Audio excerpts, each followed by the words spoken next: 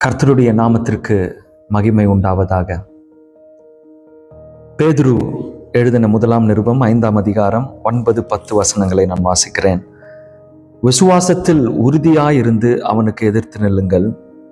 உலகத்தில் உள்ள உங்கள் சகோதரரிடத்திலே அப்படிப்பட்ட பாடுகள் நிறைவேறி வருகிறதென்று அறிந்திருக்கிறீர்களே.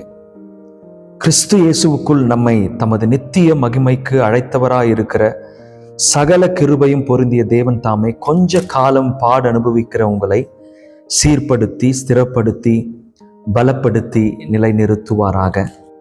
அங்கே அவர் சொல்லுகிறார், விசுவாசத்தில் உறுதியாயிருந்து. நாம் எதிர்கொள்ளுகிற சூழ்நிலைகள் எதுவாயிருந்தாலும் அதன் மத்தியிலே நம்முடைய விசுவாசம் உறுதியாயிருக்க வேண்டும் என்று அப்போஸ்தலனாகிய பேதுரு உற்சாகப்படுத்துகிறதை நாம் பார்க்கிறோம். நம்முடைய விசுவாசம் உறுதியாக இருக்கிறதா?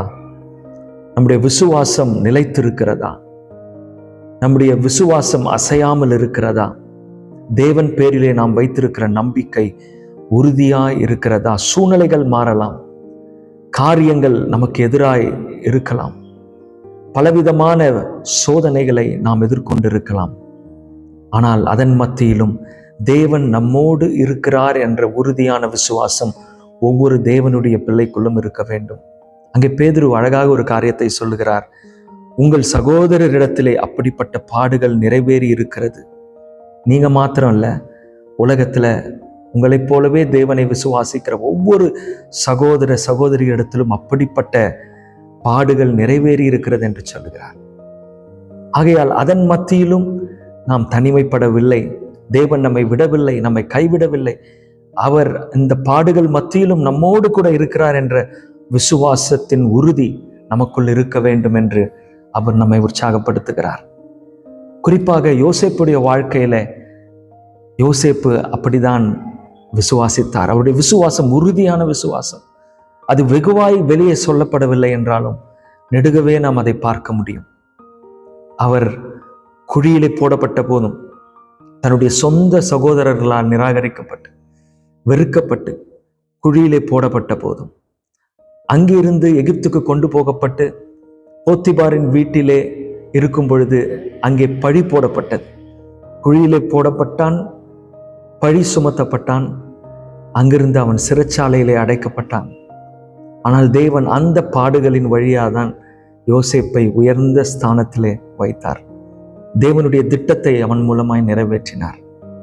அநேக நேரங்களில் பாடுகள், உபத்திரவங்கள் வரும்பொழுது தேவன் நம்மோடு இருக்கிறாரா என்ற கேள்வி நமக்குள் வரலாம். ஆனால் யோசேப்போட வாழ்க்கையில் அவனுக்குள் ஒரு நிச்சயம், ஒரு உறுதி இருந்தது.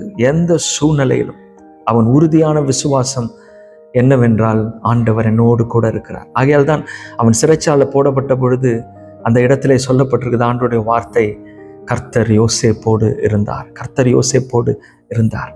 அந்த விசுவாசம், தேவனுடைய பிரசன்னம் எப்பொழுதும் நம்மோடு கூட இருக்கிறது என்ற விசுவாசம் நமக்குள்ளே இருக்க வேண்டும்.